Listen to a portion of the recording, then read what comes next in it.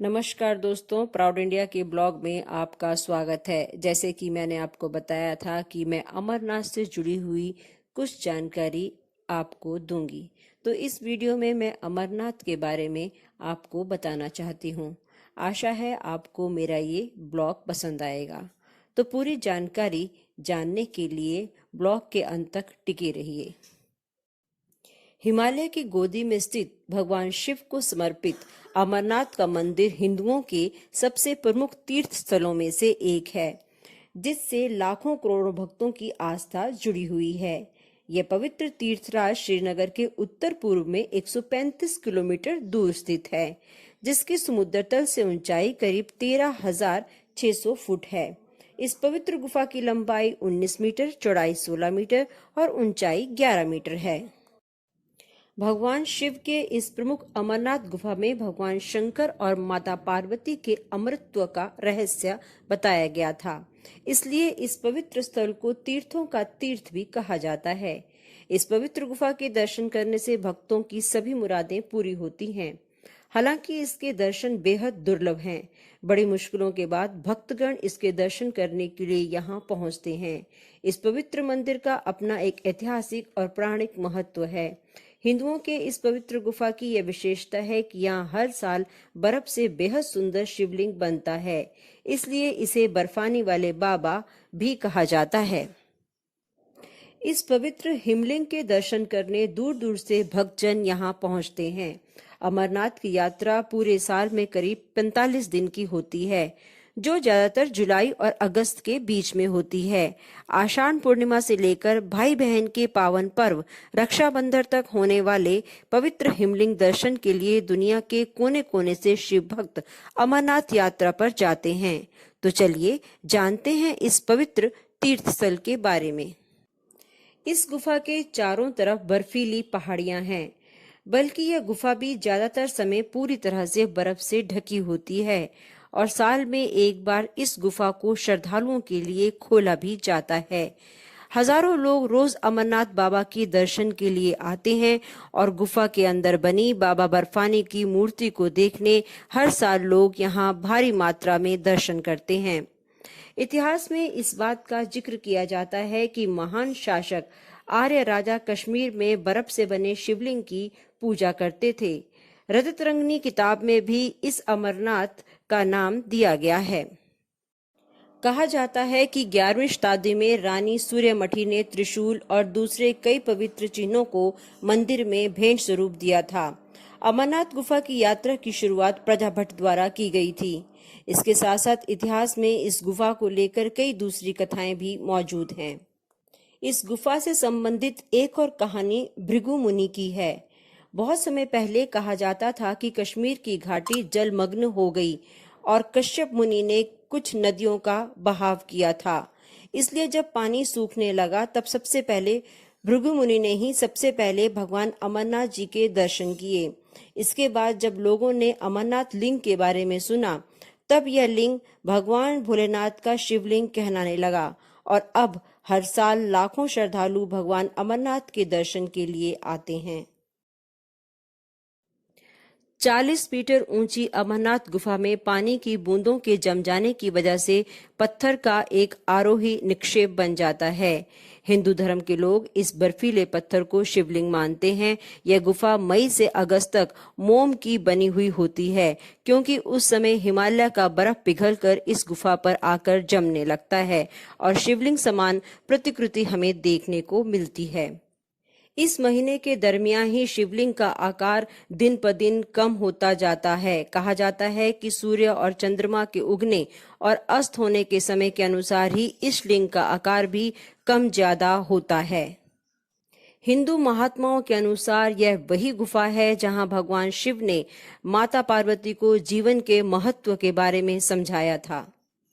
कहा जाता है कि भगवान शिव ने पहलगांव में नंदी और बैल को छोड़ा था। चंदनवाड़ी में उन्होंने अपनी जटाओं से चंद्र को छोड़ा था और शेषनाग सरोवर के किनारे उन्होंने अपना सांप छोड़ा था। महागुनास पर्वत पर उन्होंने भगवान गणेश को छोड़ा था। पंचतारनी पर उन्होंने 5 तत्व धरती, पानी, हवा, आग और आकाश को छोड़ा था और इस प्रकार दुनिया की सभी चीजों का त्याग कर भगवान शिव ने वहां तांडव नृत्य किया था और अंत में भगवान ने देवी पार्वती के साथ पवित्र गुफा अमरनाथ में अपना आसन जमाया था। इस गुफा का महत्व इसलिए नहीं है कि यहाँ हिम शिवलिंग का निर्माण होता है। इस गुफा का महत्व इसलिए भी है कि इसी गुफा में भगवान शिव ने अपनी पत्नी देवी पार्वती को अमरत्व का मंत्र सुनाया था और उन्हें कई वर्ष रहकर यहाँ तपस्या की थी। तो यह शिव का एक प्रमुख और पवित्र स्थान है। शिव के 5 प्रमुख स्थान हैं: कैलाश पर्वत, अमरनाथ, केदारनाथ, काशी और पशुपतिनाथ। दरअसल शास्त्रों के अनुसार इस गुफा में भगवान शिव ने माता पार्वती को अमरत्व का रहस्य बताया था। माता पार्वती के साथ ही इस रहस्य को शुक यानी कि तोता और 2 कबूतरों ने भी सुन लिया था। यह शुक बाद में शुकदेव ऋषि के रूप में अमर हुए, जबकि गुफा में आज भी कई श्रद्धालुओं को कबूतरों का एक जोड़ा दिखाई देता है, जिसे अमर पक्षी माना जाता है। भगवान शिव जब पार्वती को अमर कथा सुनाने ले जा रहे थे तो उन्होंने छोटे छोटे अनंत नागों को अनंतनाग में छोड़ा, माथे के चंदन को चंदनवाड़ी में उतारा, अन्य पिस्सुओं को पिस्सू टॉप पर और गले के शेषनाग को शेषनाग नामक स्थान पर छोड़ा। ये सभी स्थान अभी भी अमरनाथ यात्रा के दौरान रास्ते में दिखाई देते हैं।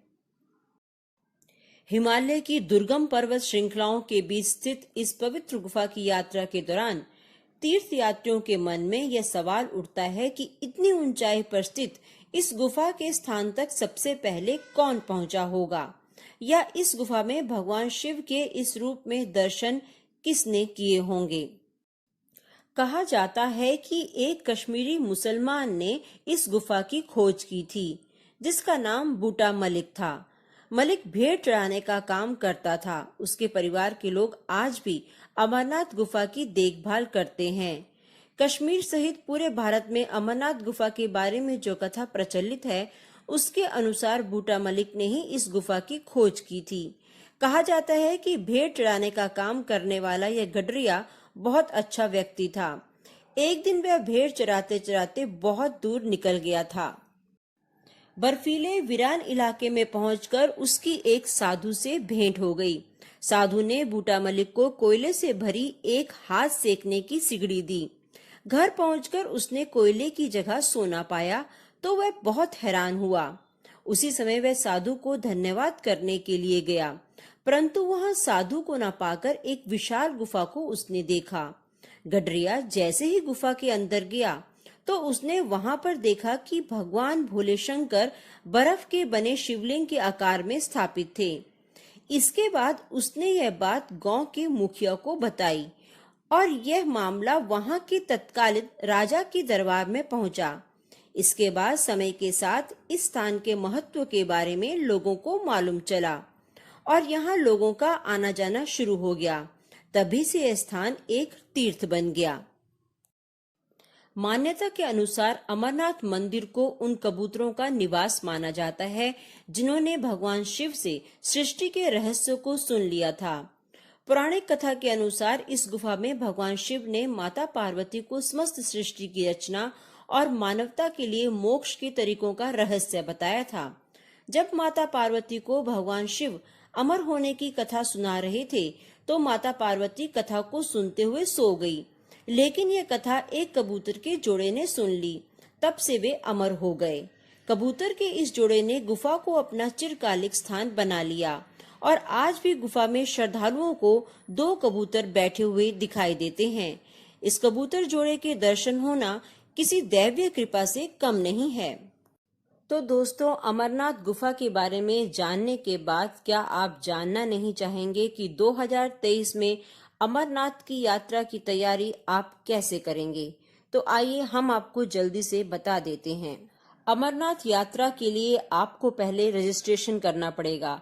अमरनाथ यात्रा के लिए रजिस्ट्रेशन करने के 2 तरीके हैं, ऑफलाइन के साधन और ऑनलाइन के साधन। इसके बाद आप बैंकों और रजिस्ट्रेशन केंद्रों से यात्रा पर्ची प्राप्त कर सकते हैं। वेबसाइट से फॉर्म डाउनलोड करें और जाने माने डॉक्टर या मेडिकल संस्थान द्वारा विशेष तिथि के बाद या उसके बाद जारी किए गए स्वास्थ्य प्रमाण पत्र के साथ जरूरी दस्तावेज जोड़ें। आप श्री अमरनाथ जी श्राइन बोर्ड से भी परमिट ले सकते हैं।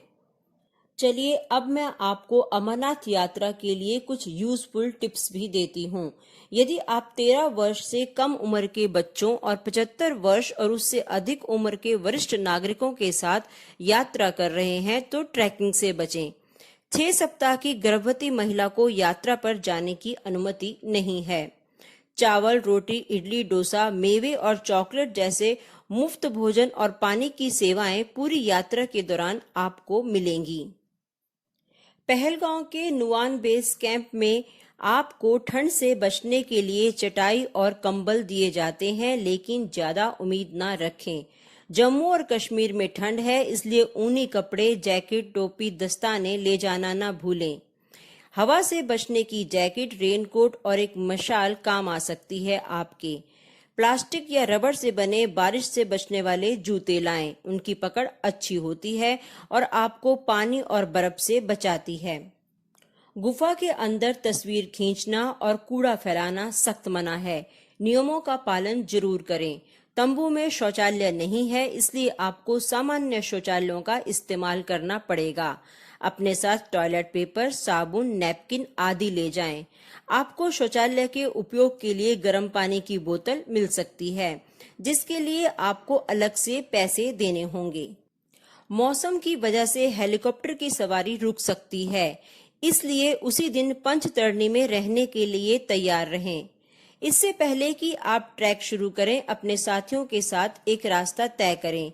यदि कोई खो भी जाता है, हर एक टोली के एक एक व्यक्ति के पास हेलीकॉप्टर का टिकट, अन्य होटल वाउचर के प्रिंट आउट होने चाहिए। अपने साथ अपने घर से BSNL के सिम कार्ड ले जाना याद रखें, क्योंकि इसके अलावा और कोई भी नेटवर्क काम नहीं करेगा। ट्रैकिंग करने के लिए लाठी, स्टील की पानी की बोतल, आपातकालीन स्थितियों के लिए फर्स्ट एड किट, अधिक बैटरी के साथ टॉर्च, हैंड सैनिटाइजर और हाथ धोने वाले साबुन की बोतल जरूर रखें। पूरे ट्रैक पर लंगर या मुफ्त भोजन दिया जाता है। आप परांठे, दूध, बिस्कुट, रोटियां, दाल, चावल, मिठाई, डोसा, चाय, ब्रेड का सेवन कर सकते हैं। इसके अलावा दवा और कुछ मुफ्त रहने की जगह और स्वच्छता सुविधाएं भी दी जाती हैं। ये लंगर अमरनाथ मार्ग के हर एक प्रमुख स्टॉप पर पाए जाते हैं। अमरनाथ के मौसम का कोई भी अनुमान नहीं लगाया जा सकता। यात्रा के दौरान कहीं पर कभी भी बारिश हो सकती है या बर्फबारी हो सकती है। मौसम बेहद ठंडा हो जाता है, इसलिए बहुत जरूरी है कि आप खुद को गर्म कपड़ों से अच्छी तरह ढक लें। तो दोस्तों, मैं आशा करती हूँ कि यह जानकारी आपके काम आई होगी। इस जानकारी के साथ मेरी सभी बातों को ध्यान में रखिए और अपनी अमरनाथ यात्रा को सफल बनाइए। अगर आपको मेरा ये ब्लॉग अच्छा लगा है तो लाइक और शेयर जरूर कीजिएगा। इस तरह की और जानकारियां लेके मैं फिर हाजिर होंगी। तब तक के लिए मुझे दीजिए इजाजत और अपना रखिए ध्यान।